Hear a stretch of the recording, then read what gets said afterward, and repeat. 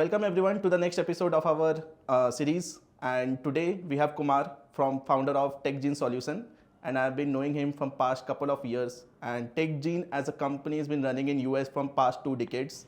And I'm glad that Kumar is having the first podcast of his life with me. Welcome Kumar to the episode. Thank you, Rishav. Thank you so much. Glad to be here. Yeah. So I'll be starting with this. What was your journey when you started Techgene company in US? Like I believe 2 decades from now. Yes, 2002. And it was year 1995 or 94 you went to US? I went to the US in 1995 to do my masters. But as such as a company, I always wanted to be an entrepreneur. In fact, I never thought I'd be doing a job. Our studies also was never in my picture. But I did my bachelor's in BTech in JNT Kakinada, one of the premier college at that time. At least very few colleges engineering, that two government colleges is very limited. So definitely that was a, still I didn't even know what is America. Going to America is a further. So after completing my BTech, that's when I decided let's go to US to do masters. Then I appeared exams and I went.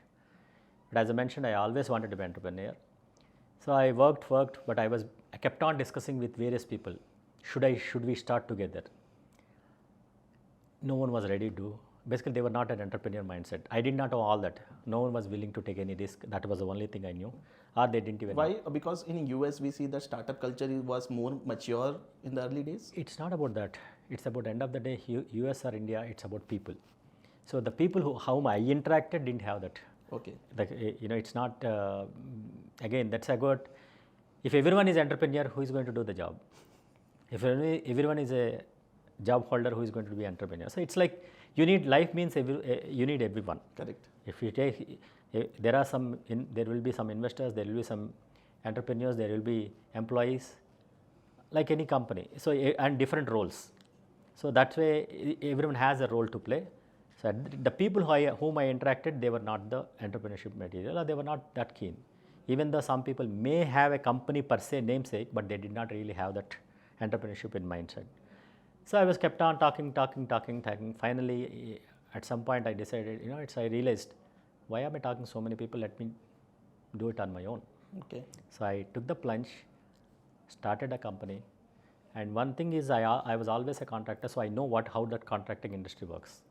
So Techgene started as a staffing and services company, because I was myself doing a technical job as a contractor. Never worked as a full-time employee and never wanted to be an employee also.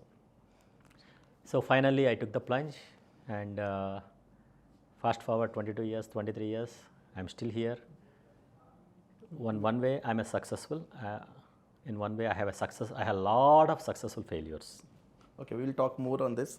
But first, when we see today, people have glorified startups, multiple things are there. For you, when you see things today now, it's a lot of changed. Yes. Then starting in 2002. But what was it like before, 2000, like in 1995, going to US, in India, how your parents perceived this? Because that time it was not that common. Yeah, 95 it was not common. In fact, in our immediate family relatives, in a total relative circle, which I did not know at that time, only I knew one guy was there. Okay. That also, we have no connection, none of our family relatives, none of us knew them. The only guy who was it was me. So technically it's like something new to me, and I was always experimenting right from childhood. Lot of, I'm an entrepreneurship in that way, by doing mischievous things also. What about the parents? What did your parents say? Well, about what? Going to US? Well, I convinced them, I told them. So I think actually the good part is my parents, we also have a family business. A lot of customers are teachers or job holders also there. So they used to tell my father, there are a lot more better options than taking care of the family business. So in a way, I was fortunate that a lot of people are there in my, directly or indirectly, like angels, helped me, in my life. So that I'm sure a lot of their influence played in my, my father's, acceptance of him sending it to US. So that is one good thing. So can you tell something about what does Techgene does? number one. And second, like how difficult was it to start a company being an Indian in US back there in 2022? Okay.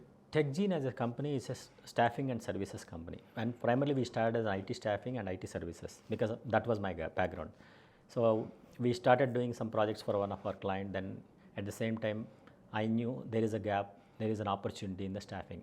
So we went all the way in, and we grew significantly. And also along the way, we also invested in a couple of other entities, and that's my personal level.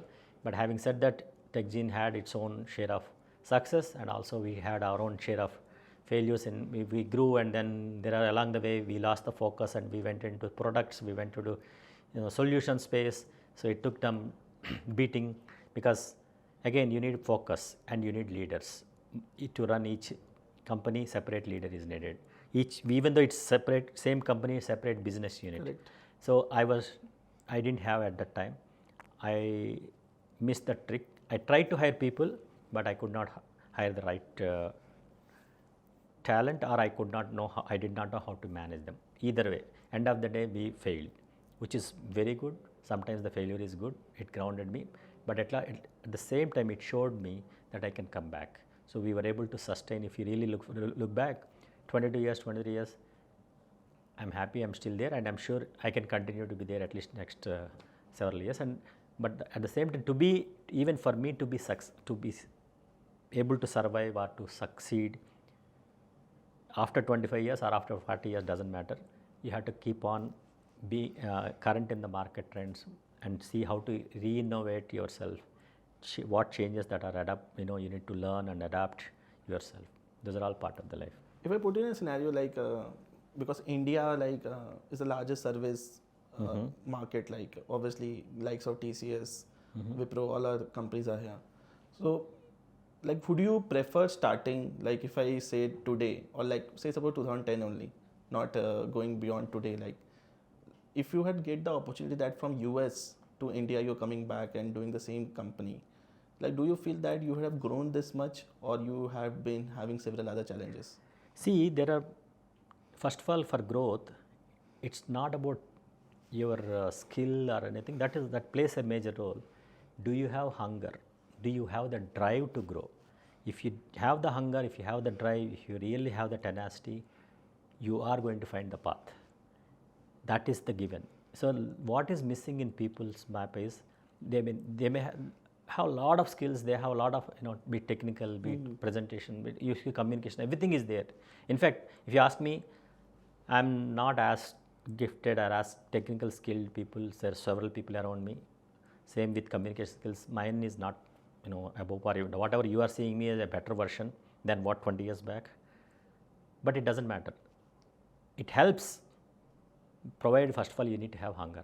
Doesn't mean that the people who have those skills are not successful. They are successful of their calling. Some people are successful in their own in another business or rather in their careers, because some people are exceptionally succeeded in their careers as a senior level, VP level and all that. So it's all, each one has their own journey.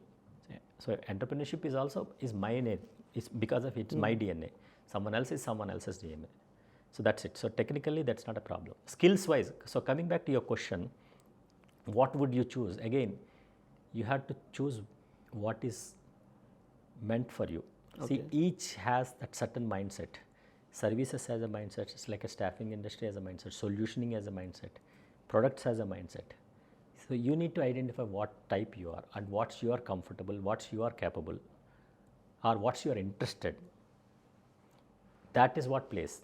See, if you ask me product, yeah, I like to do product, but since I haven't done too much into that, I cannot consider right now. If you say, oh, will I start a product business? Probably, but I don't know how it, because I haven't really delved into that level. All my life I have been into services, in the sense, right from childhood, even in the retail business we did or whatever, or the kind of nature, I give solutions on the fly.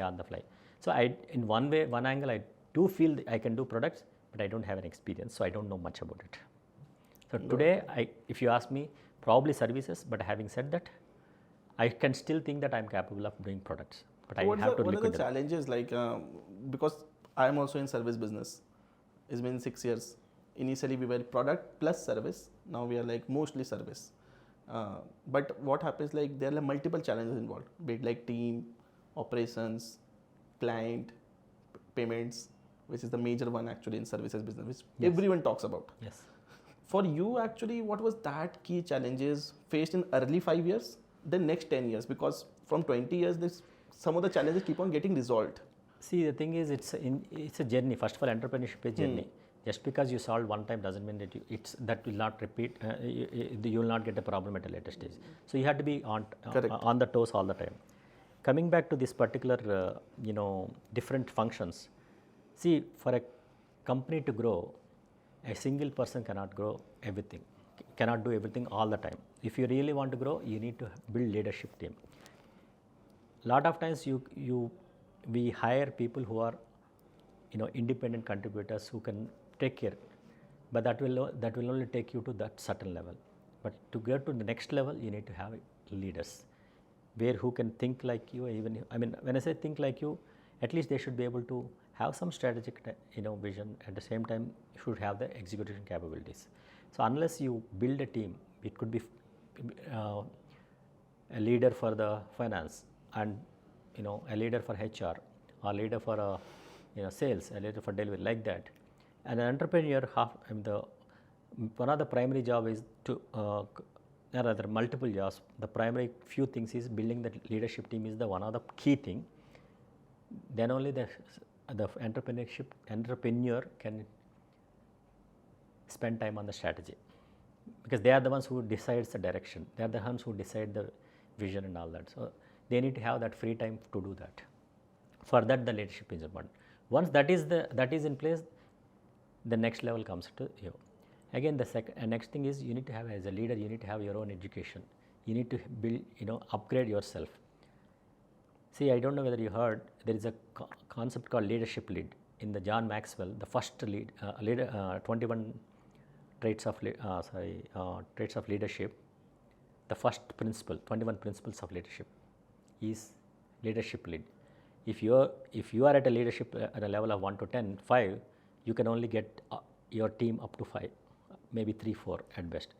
If you are at 8, you can get 7, 8. So unless you also grow, you cannot bring your team also next level. So you have to build the team, but I'll say you have to get educated so that you can upgrade yourself. And by the way, this 10 will not come because today's 8 will become a couple of years later. But I have something to add over here. So you being running the business for past 2 decades, I have met other folks also who have been running company from 10, 15 years, 20 years. They take this leadership as a particular topic, very is a keen particular model in their particular business.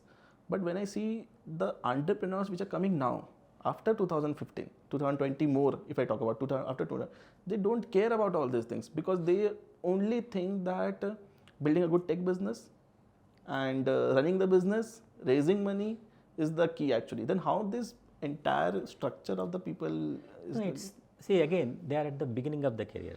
See, it's all about education, it's all about knowledge. At the end of the day, see, once they will also understand. It's not like, today, at this moment, it is not required for their growth. But at some point, their growth is plateaued. That's when everyone understands. Got it. Or it's like, the growth may be falling down. That's when, what else I can do?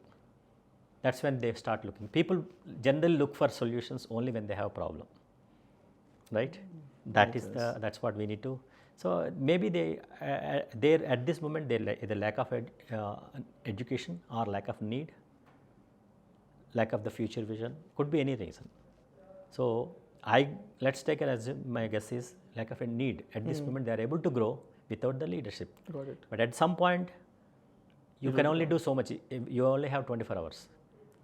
In that, you need a sleep, you need to do all other things, maybe 10 hours, 12 hours, maybe 14 hours you may keep yourself for the business. But how much you can do in 24 hours? How many customers you can talk? How many team members you can talk? How are you going to take care about payment follow-ups you can do? Because everything takes time. So that's when, suppose just to give an example, take your office. You do have someone who is going to come and do a cleaning and everything, setting it up. Correct. Why are you not doing it? Because you know that is a high, your time is more valuable, so you are spending more time. Same thing, even leaders at some, the entrepreneurs at some point realize and they start, slowly offloading. Again, the faster you learn, so faster you get educated and increase your level, then automatically everything else falls into place. Exactly. But like when you see as your industry, the service staffing service industry, what changes did you observe from in past 2 decades? Like from the great and everything, everyone knows Gen AI and AI technologies. That is will disrupt significantly. How far the impact? It's one. Again, it's the answers vary, because on one side it appears to be too scary, but on the other side, maybe it may kill some jobs, but it will eventually get new jobs. That's what in the past also, when the software came, all the IT and internet came, everything that we are done. But in fact, that is what created the India today. 20 years back, if there is no Y2K, there is no web technologies, internet, India, whatever we are seeing, the software industry wouldn't have been grown this much. So some opportunity is always there. Yeah, there is some short-term issues, and as we are facing the challenges, the number of requirements, etc., number of opportunities going down. But again, that's what I'm in the process of innovating ourselves. I'm actually working what else I can do. That's the strategy going on. That's what we're working on going on. And as a businessman, as an individual, if one door closes, there is always some door. We just have to have the patience and continuously search for it, search. That's what the ultimate way for an entrepreneur. Because otherwise, it's like, if it is everything is put in their plate, why do you need to be there? No, even if it is possible or not, why, if everyone would be doing it, correct. Why do you need to be there? Why do I need to be there? Then probably we wouldn't have been there. That's the reason it's not possible also. Even if I'm putting something on the plate now, then people will feel that everything is in the plate. Then people start putting efforts also. That's a different story. But at least I'm saying, assuming if it is already there, because right now the challenges are there. And with that challenges, I'm sure a lot of people actually, fittest will survive, right? There is a proverb that is truly apt. If it is easy, then everyone will be doing. There are some people who will, fizzle out along this journey if something is very tight. And are some people who survive the storm, they'll stay. Even if you see every crisis, .com bust, or 2008-9 financial crisis, there are casualties and there are new companies emerged. There are new technologies emerged. There are new, some people, existing people who survived and they came stronger. So that's how it's all part of the evolution. Today AI come, tomorrow something else will come. Correct. We can't help it. What we'll talk about more on the difficulties, okay? The failures which you faced, like in the initial days of the journey, because everyone has that particular phase. Most of the people who are standing today. What was your biggest phase of your life, like when you thought that it's not happening? For example, this thought comes. See, there is always, I'm not saying, because generally people have a tendency to forget things, because when in the sense we have, so if I recall, probably I may not recall every initial moments, but I'm sure I had my own share of challenges, I'm sure, at the beginning of my career. But I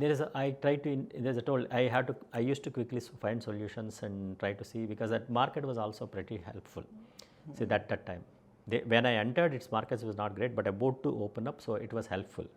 But at the same time, I faced challenges at the later stage of my career compared to the beginning. In the initial days, at some point, in fact, now I tell you, I had a team, about 3 people team in the sales and recruiting team, our entire team.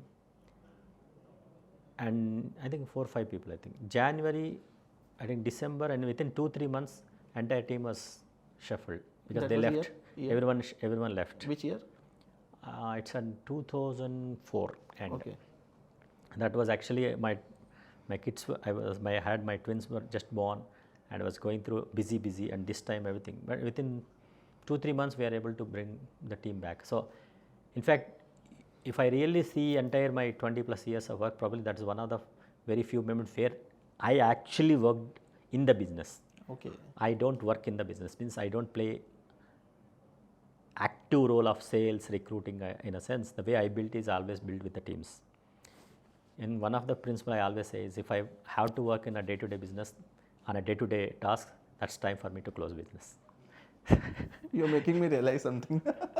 So, but having said that, that period is one of the few times, but that was a temporary, because as a leader, it is not about what you do is what matters. How you make others do what matters, and also how are you able to give solutions to the teams that are, for the challenges that teams that are facing. So that actually I'm I think I'm able to give the solutions. That's the reason team is still with me, and I'm still, working. Interesting. But as an industry, the type of industry which you are in, obviously tech, number of developers or the tech people working in the tech agencies or tech companies are like enormous in India. But as an industry which keeps on going, how do you see this staffing industry will happen in 5-10 years now? Again, there are some roles will be vanished because of the GNA, and then some new roles will come. Okay. There will be some temporary, disturbance or some challenges. Right now in US, we are already facing last 2 years. The market is significantly affected, especially in the IT sector. A lot of companies, even big companies, public companies, billion-dollar companies also, they are actually faced revenue decline. But again, as I told, eventually it has to come back. Everything, it's a cyclical. Growth is, even growing up is also cannot happen forever. Bottom out also cannot happen forever. Bottoming. It has to come back. So I'm an eternal optimist, period. Having said that, trends, we have to adapt. See, even I'm trying to see what else I can use in the AI technologies to make it more agile, how I can use it more friendly, so that I can be more productive, I can be more relevant in the market. At the same time, I'm trying to see pivoting to other areas. I'm working on that. That is also another thing. End of the day, it's not just, if you see historically, no companies hold only one line of business. If you see LG, what is originally LG? What is originally Samsung? What is, some of these companies, they're not what they are today. They started with some one product and they're selling it to completely different product. So that's what, it's a pivot, evolve, pivoting, completely add more services or add new product lines, add new, completely different line. So it's more than the business, you have to think about what is an entrepreneur you are. If you are an entrepreneur, you will be entrepreneur, you will be able to find solutions. If not this service, you will be something else. Coming back to staffing, it will be there, because there is a reason why staffing industry industry purpose is, it's a clients need a temporary staff for a short-term engagement. They don't want to hire permanently. That's the reason they are approaching staffing companies. Our clients don't want to have their own internal recruiting team. That's the reason they're taking staffing industry. So these are all multiple reasons why staffing industry is there. And also, we are also helping the clients' cash flow. So they are able to manage their cash flow. That's why a staffing industry. So that core is as long as that need is always there, staffing industry will be there. Something else, if not, 10 years back Java, later cloud, DevOps or something else, cloud technologies, today AI technology, something else, tomorrow some other longevity or some nanotechnology, something else will come.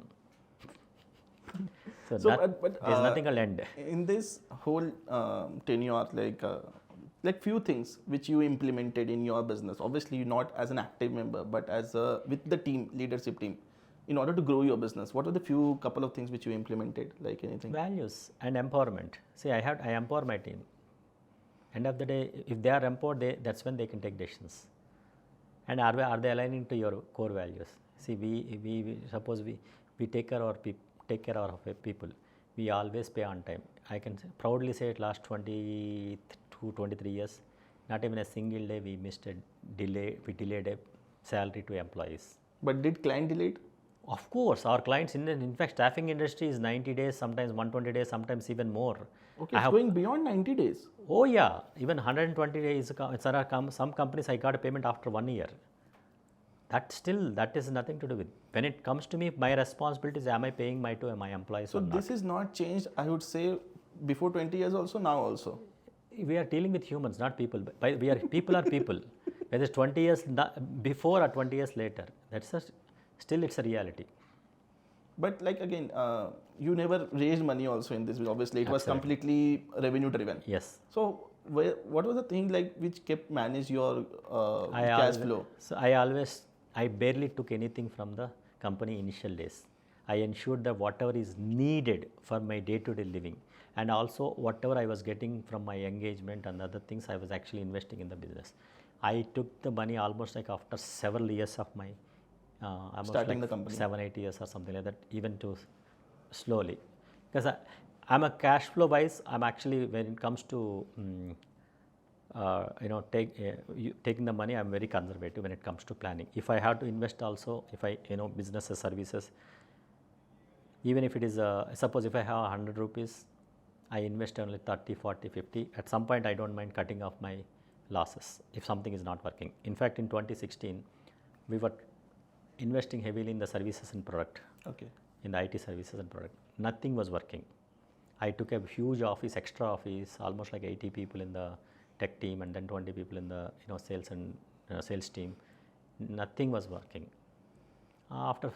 And I didn't even see the need. I'm sorry, the path towards getting revenues.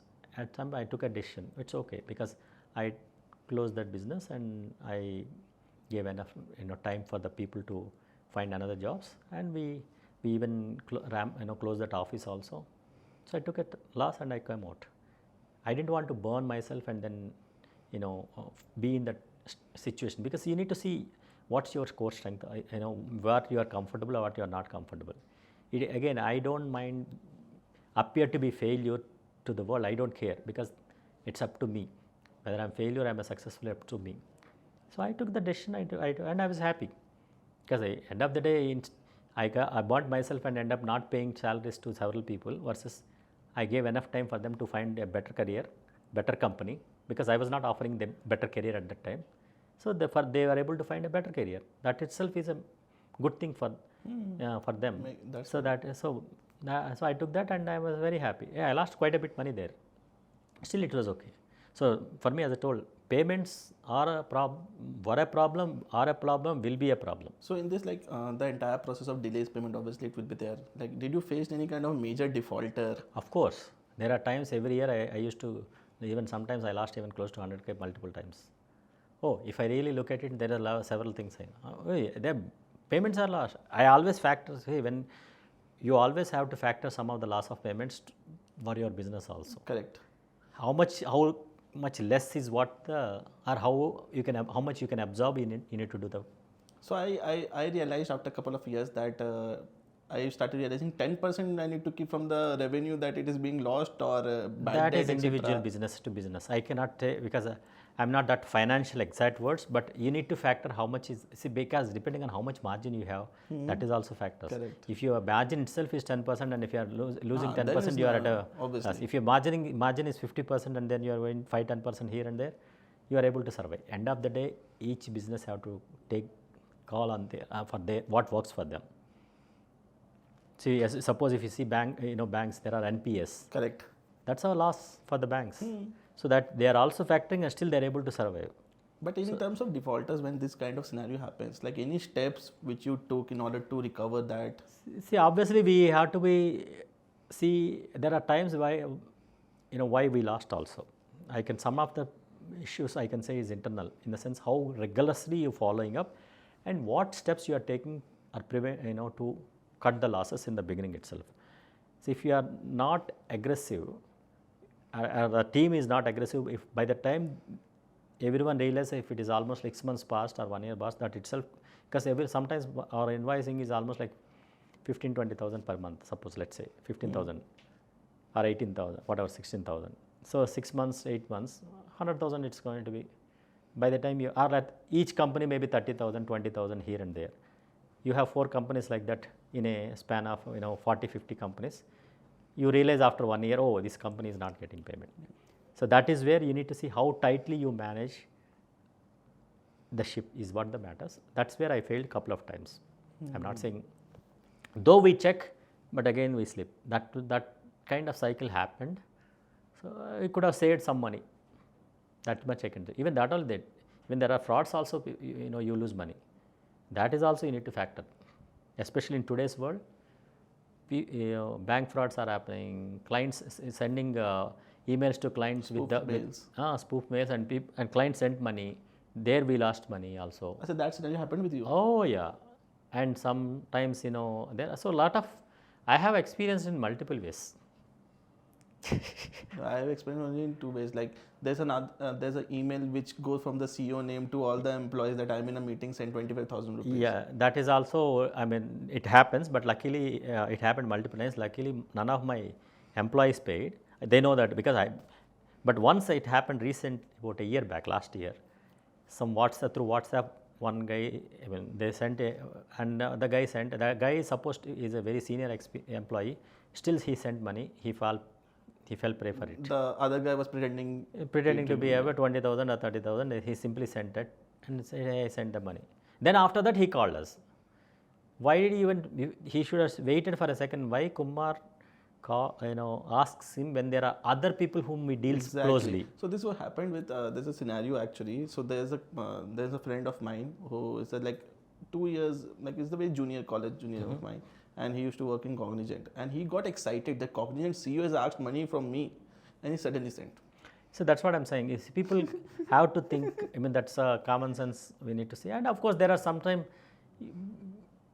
by human nature, right? You are helping someone, you don't think, but that's part of the game, unfortunately. Because this particular part actually has been very famous spoof. Yes. This has been widely WhatsApp and email. These are the two things. It is happening. And it will happen also. There is some other ways people are still, earlier it used to be you won lottery, but now it is these are the things that are happening. Interesting. And it's a lot of challenges right now. And I mean, it's across the industry, not just, recently I think in the last year because of these frauds, I think more than 10,000 crores of rupees I think people lost, or 20,000 close to. Okay. So in this, like while you ran this company for 2 decades, like did you start any other companies or got involved with other companies? Yeah, I did. I involved in some various companies as a partner. Some were one company, some were successful, and in fact one company was very, very successful. And there are companies whom I failed miserably. So I had my own share of successful failures would be there. And also I have very good successes. So overall, if I really look at, I had a very good journey. Great. So good to know that. So, but now coming to the other part of your life and journey, you ran the business, you built the business, you failed the business, multiple things happened. You started investing as an LP in a lot of funds, like in India funds only mostly, right?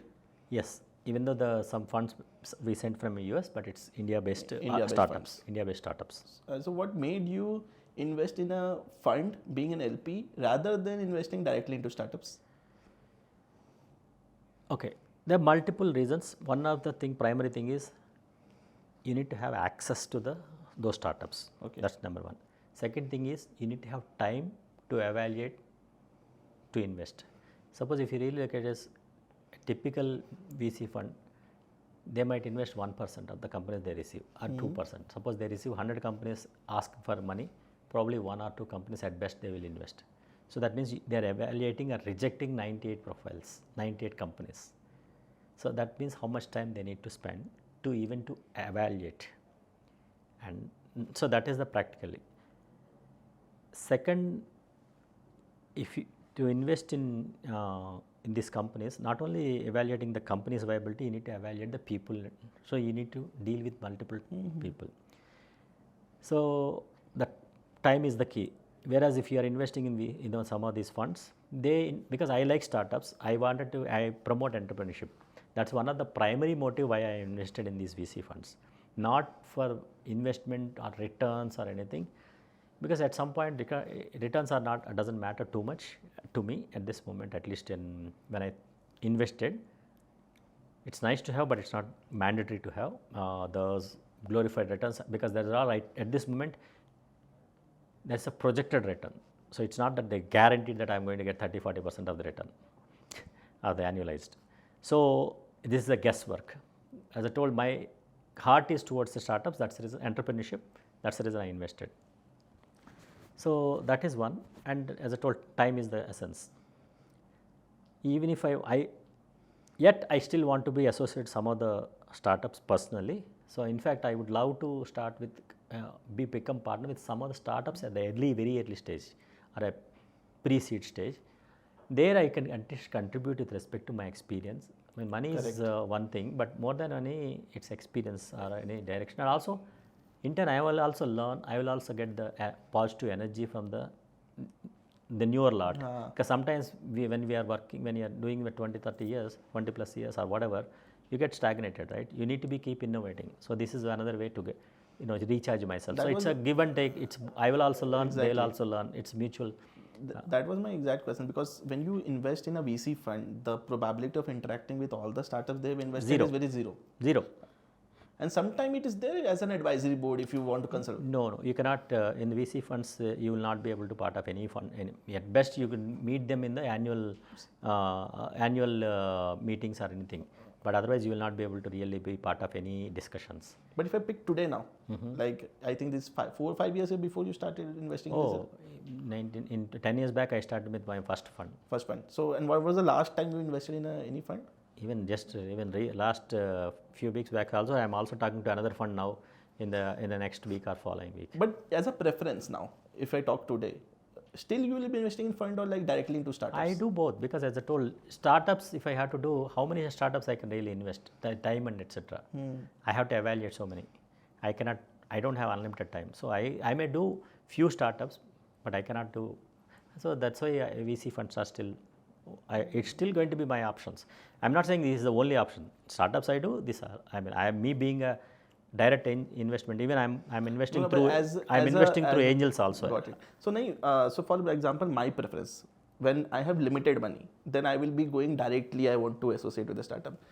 I'm putting you in a scenario where if you have a limited money today to invest, and as a preference, you will be still going via safer route, that is a VC one, where you don't want to put your time more, or you want to interact more with the companies and put the smaller checks? It's not about safer route. First of all, what do you have? Do you have time or do you have money?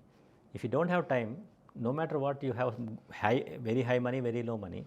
If you don't have time, you have only choice is investing through others. Correct. Either a VC fund or directly stock market, something like that. If you don't have time, correct. That's the only thing. If you have time, my first preference is always associate directly. Yeah, that was amazing. Yeah. But any specific sector or any particular industry which you look upon? To me, it's not anything, because I'm actually part of some angels network also in the Thai angels. Right now, yesterday, suppose I think we are reviewing that. I think next week we are reviewing that pitch. That actually is into food sector. It's not technology. Okay. It's about preparing snacks, I think. Okay. Something to do. So it has nothing to do with technology. So completely tech. So I'm okay. So entrepreneurship to me is entrepreneur. If you ask me, even a roadside dabba wala, that pan wala shop, even that is he is also entrepreneur. In fact, he is far more talented than a typical job holder. They can do sales. They can think about inventory. They can talk. Based on the customer, they change exactly. And they remember their customers' preferences, and then they do, and they know how to manage various people. So it's not just one thing. In fact, there's very high level entrepreneurs. Unfortunately, they are not valued. That's a different story. So any regular shop holders or anything, if you see, even that is also. They are the most extrovert people we can find on the planet. Yeah, and it's not about talking. I'm talking about they have to predict their inventory. They have to predict their sales. They have to manage the cash flow. They know how they have to they have to give the lending, and they remember to collect it. So see how much a single person is doing. If you really see a job holder, probably a developer writes a code. To me, which one is, if I put you in that spot, compared to these two, who is more talented? A developer who writes only siloed of a code, which he gets more valued, unfortunately. But in reality, who is doing the other entrepreneurs who are not valued? To me, the second one is always best one. Interesting. So, but again, when we talk about the current startup pace, like in 2023-4 onwards, when people are more towards this AI race, then have you also figure out that this is the type of companies might survive upcoming 5-10 years, or this is a type of industry which will grow? as an individual, as an investor lens or as an entrepreneur lens? No, actually, end of the day, again, AI is a technology. The people who survive is the people who will find the need and who is able to sell. Who is able to sell? It's that about is there actually. See, even today, if I start an edtech company, if I'm able to run my business properly, I'm able to scale it. That's what I'm saying. But as per the market, that's why I'm saying AI is there. My question is, who is going to survive is the person who runs, who is able to sell better. That means who is able to find the gap and able to find the gap and offer the solution and build a product and sell it. These are the people who survive. The reason of asking this question is like very, now if today someone coming to me in 2025 and saying that I'm building something in edtech, first thing, the other person, the founder, are themselves running to build something in edtech, even if they have an idea. Second, the people to whom they are talking to, they also run away. It's not because the other person has the confidence of selling it or not, or building the company or not. Because of the market sentiments, also people run away from there. True. That is what it happened. If you come and talk to people now talking about this real money gaming kind of industry, where this Dream 11 and all this company got built. Now, not everyone is starting that one. These two industries were the top industries during the COVID. 2020 and 2021. These two industries were the top industries. But now, if it's 2025, even if I'm a founder, I refrain myself in order to start that, even if I have an idea. That is one. Because of the market, because people also run away. So that is the question, like, do you think that any other industry people start being to that kind of a sentiment? Where negative or positive? Negative sentiments. Negative. Any industry? I don't know much about, to be honest, I don't have an answer. Okay. So because I'm not that well knowledge, I don't consider this. That's completely fine. Yeah. Okay. So yeah, now we'll get to more interesting things. As an individual, what are some of the habits which you gave up and some of the habits which you inculcated while running your company? See, I was known for my sleeping before I started a company. How much you used to sleep? Oh, during my college days, it was pretty much, I don't have partiality. Pretty much a lot of classes I used to sleep, including, and at the same time, at home I used to sleep by 9, 10, not like late nights, and morning 6 o'clock like that. So I used to have proper night sleeps, yet I used to get sleep. Okay. Of course, I found the reason later. That was a different reason because of the B12 deficiency. Okay. That I did not know. I used to fall asleep, and that was okay. But from that person, now because I have my business is primarily US, and I had a company at that time, delivery team in India. When I started, I used to stay late nights to ensure that the delivery happens to the clients. So if I see, I don't say I gave up, I shifted my timings as per the need. There are times I used to sleep at 4 o'clock and still gave up, work up at 11, 12. There are times I used to sleep 12 o'clock and woke up at 8 o'clock. 6 to 8 hours I used to get minimum sleep. But fortunately my body cooperated. So that way sleep timings I kind of gave up, I say. I cannot say sleep is I did not give up. Sleep timings I gave up. Got it. And any big turning point in your life which defined which changed multiple things for you, be it on the personal front or the company front? Anything interesting? Any turning points? Turning points is always yeah, it's there. It's like every time it is there. I mean, every movement is it's a new movement. I cannot say turning point. But major turning point. During my entrepreneurship journey? Anything, it can be anything. Of course, in my life there are several times, there are several angels helped me, and I was almost on the seemingly going away from the situation. There are times where suppose in my 11th grade, my physics sir, I was actually not even going colleges. I was playing cricket and watching movies in the theaters. That's it. I was doing that, and my physics sir was literally, searching for me in every cricket ground, and he found me in one of the cricket ground. He made me to, he said, go ahead and pack your luggage, and he made me to move in his house. That was a huge turning point. At that time, had he not caught me, probably I would have been on roads. I don't know. I would have been doing something else. So there are lifetime like that. There are several occasions in my life. It will keep on happening, obviously, but that was my personal life. Same in the business side also. There are times where I took a decision of, okay, let's close that 2016 where I was continuously losing. It was a turning point. That's it. Where I closed it and I said, there are times where I had miserable failures. I cut the losses, or it's okay even if the loss happened. I'm okay. Let's move on. Correct. So you have to keep on, because at times it's almost like entire your lifetime savings also, but still it was okay. So you had to take a call. That thing actually I also experienced and accepted by now that it will be there, and even if you lose everything. Yeah. But the one thing is, part of this whole probably when I see the reflected my mindset or some of these things is, I'm right from childhood. I'm actually in, more like spirituality is one of my calling. So I used to read my religious books like Ramayana, Bhagavad Gita, etc. All that right from childhood. But slowly I more and more from religious to spirituality I moved into that. Actually, that actually helped me to stay grounded. To me, staying grounded is more important than making more money. Exactly. Being grateful is more important than. So like you obviously read a lot of books, but currently any book or leader which you are following or read the book currently? Any books? I cannot say one, but I always read multiple things, multiple people, be it leadership side or be it business growth side. Because in fact, if I really see my videos, the consumption of my media or books are primarily few areas. One is spirituality, another one is business, another one is self-improvement and leadership. In business and in leadership, any one person whom you follow the most?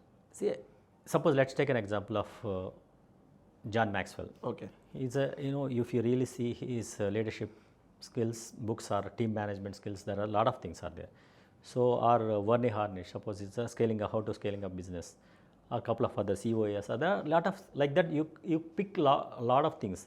Only thing is you need to be aware, not to get too much influence. Only learn and filter.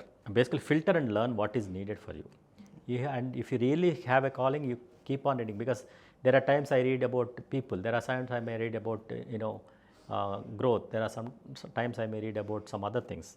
So that is not one particular book.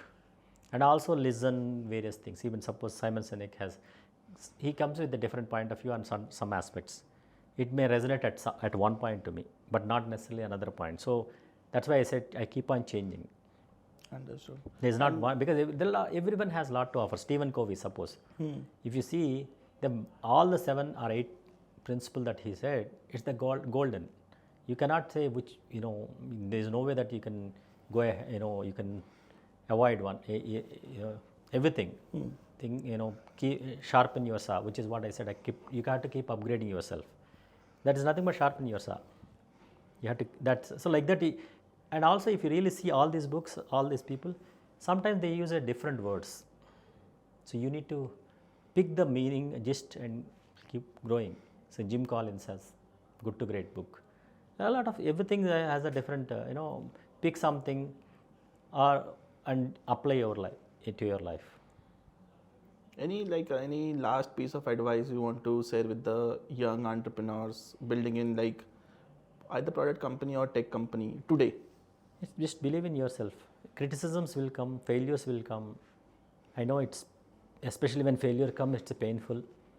But if you really believe and use common sense and stay calm, because end of the day, by being calm, by having the clarity, you will be successful eventually. Of course, you need to put a hard work. That is anyway there. But if you are not clear of what you are doing, or if you're not being calm, because once you become calm, you get more clarity. The more clarity you are, the more focused you can be. The more focused you are, the more chance of you getting successful. So otherwise, if you are changing success, that's the end goal. Even if you see Bhagavad Gita, do your work, don't worry about results, right? The do your work is what first part. But if you are changing about success, you will not get the success, or you may not get success, let's say. But if you are really doing the foundation correctly, eventually you will get succeed. Thank you so much, Kumar, for being in the podcast. And it was a pleasure hosting you. And it's always good to talk to you. Thank you so much. Yeah, it's my pleasure. I hope if it helps some people, that's good. That's all matters to me. With this, guys, thank you so much for watching. We'll be coming up with the next episode very soon.